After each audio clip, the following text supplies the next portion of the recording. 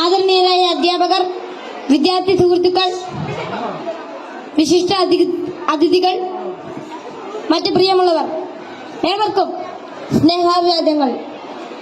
മാനവ ചരിത്രത്തിൽ ഇന്നുവരെ നേരിട്ടിട്ടുള്ള എല്ലാ ദുരന്തങ്ങളെക്കാളും ഭയാനകവും പ്രകൃതിശേഷിയേറിയതും നാശകരവും പ്രത്യാഘാതം ദീർഘകാലത്തേക്ക് നിലനിൽക്കുന്നതുമായ ഒരു മഹാവിപത്താണ് ലഹരിയുടെ ഉപയോഗം.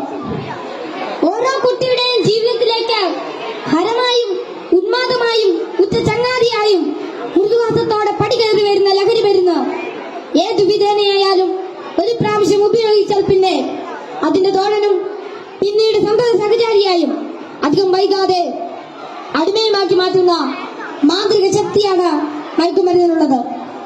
മയക്കുമരുന്നിന്റെ ഈ മാന്ത്രിക ശക്തിയെക്കുറിച്ച് പറയുമ്പോൾ കടൽക്കിടവിന്റെ കഥയാണ് എനിക്ക് ഓർമ്മ വരുന്നത്. കൂട്ടുകാരെ, നിങ്ങൾ കടൽക്കിടവിന്റെ കഥ കേട്ടിട്ടില്ലേ? വെയിലാറുന്ന സായാഹ്നങ്ങളിൽ കടൽ തീരത്തിന്റെ മണൽത്തട്ടിൽ നടക്കാനാവാതെ അവശനായി കിടക്കുന്ന വൃദ്ധനെ കാണാം. കരുത്തരായ യുവാക്കൾ ഒറ്റയ്ക്ക് ആരെങ്കിലും അടുത്തെത്തിയാൽ തന്നെ അല്പദൂരത്തേക്ക് മാറ്റിക്കിടത്താൻ ചെറുപുഞ്ചിരിയോടെ വിനയാജ്ഞനായി അപേക്ഷിക്കും. മനസ്സലിഞ്ഞ് സഹായിക്കാൻ തയ്യാറായാൽ എടുത്തു മാറ്റാൻ കിഴവൻ അനുവദിക്കുകയില്ല. തോളിൽ കയറ്റാൻ നിർബന്ധിക്കും.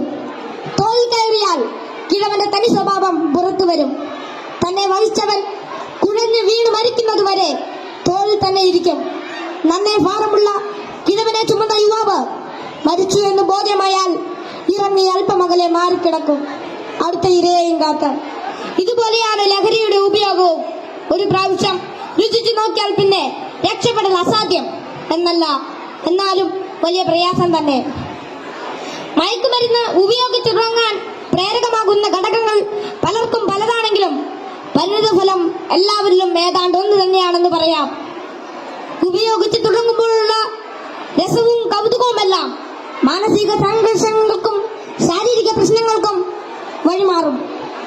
പിന്നീട് ഇതില്ലാതെ ജീവിക്കാൻ കഴിയില്ലെന്ന സ്ഥിതി വരുന്നു. ലഹരിക്കാംശമായ പണം കണ്ടെത്തുന്നത് പ്രയാസമായി തീരും. അപ്പോൾ അതിനായി കുറുക്കുവഴികൾ തേടുന്നു. അങ്ങനെ അധാർമിക ജീവിതത്തിനും കുറ്റകൃത്യങ്ങൾക്കും പ്രേരിപ്പിക്കപ്പെടുകയും കുടുംബത്തിനും സമൂഹത്തിനും നിയമപാലകർക്കും തലവേദനയായി മാറുന്നു. ഇതിന്റെ എല്ലാം ബാക്കി പത്രം എന്ന് പറയുന്നത് നിരാശ, ഏകാന്തത, മാനസിക പിരിമുറുക്കം, ശാരീരിക പ്രശ്നങ്ങൾ, മാനസിക വിഭ്രാന്തി എന്നിവയാണ്. ഈ പ്രശ്നങ്ങൾ ഇവരെ നിഷ്ക്രിയരും നിർജീവനുമാക്കി തീർക്കുന്നു. അങ്ങനെ കുടുംബത്തിന്റെയും സമൂഹത്തിന്റെയും നട്ടല്ലാകേണ്ട ഇവർ വീടിനും വീട്ടുകാർക്കും നാടിനും തന്നെ ബാധ്യതയായി തീരുന്നു. ലഹരി ഒരു മഹാവിപത്താണ്, സമൂഹത്തെ കാർന്നു തിന്നുന്ന മഹാവ്യാധി. ഇത് ബാധിക്കുന്നതാകട്ടെ നാടിന്റെ സമ്പത്തും രാഷ്ട്രത്തിന്റെ അടിത്തറയും നട്ടലുമായ കൗമാരത്തെയും യൗവനത്തെയും. കുപ്പിയിൽ നിന്ന് തുറന്നുവിട്ട ഭൂതം പോലെ നമ്മെ ഒന്നോടെ വിഴുങ്ങുവാൻ വായ് പിളർന്നലറിയാൻ തടുക്കുന്ന ഈ ദുർഭൂതത്തെ നമുക്ക് ഒറ്റക്കെട്ടായി നേരിടാം. ലഹരി എന്ന മഹാവിപത്തിനെതിരെ സന്ധിയില്ലാ സമരത്തിനായി നമുക്ക് അണിചേരാം. മയക്കുമരുന്നിന്റെ ഉപയോഗത്തിനും വിതരണത്തിനും വ്യാപനത്തിനുമെതിരെ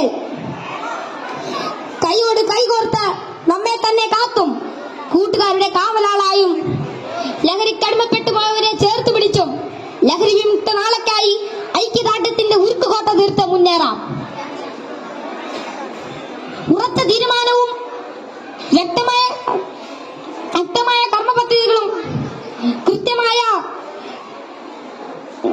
ബോധവൽക്കരണവും കൊണ്ട് നമ്മുടെ കൂട്ടുകാർക്ക് ചുറ്റും നമുക്കൊരു രക്ഷാവലയം തീർത്ത് മനവും കരവും ഒന്നായി ചേർത്ത് ഉറക്കെ പാടാം. ശിരസ്സുയർത്തി പറയുക ലഹരിക്കടിപ്പെടില്ലൊരു നാളും നാം. ശിരസ്സുയർത്തി പറയുക ലഹരിക്കടിപ്പെടില്ലൊരു നാളും നാം. വരം കണക്കെ കിട്ടിയ ജീവിതം എറിഞ്ഞുടയ്ക്കുകയില്ല നാം. വരം കണക്കെ കിട്ടിയ ജീവിതം എറിഞ്ഞുടയ്ക്കുകയില്ല നാം. ശിരസ്സുയർത്തി ശിരസ്സുയർത്തി ശിരസ്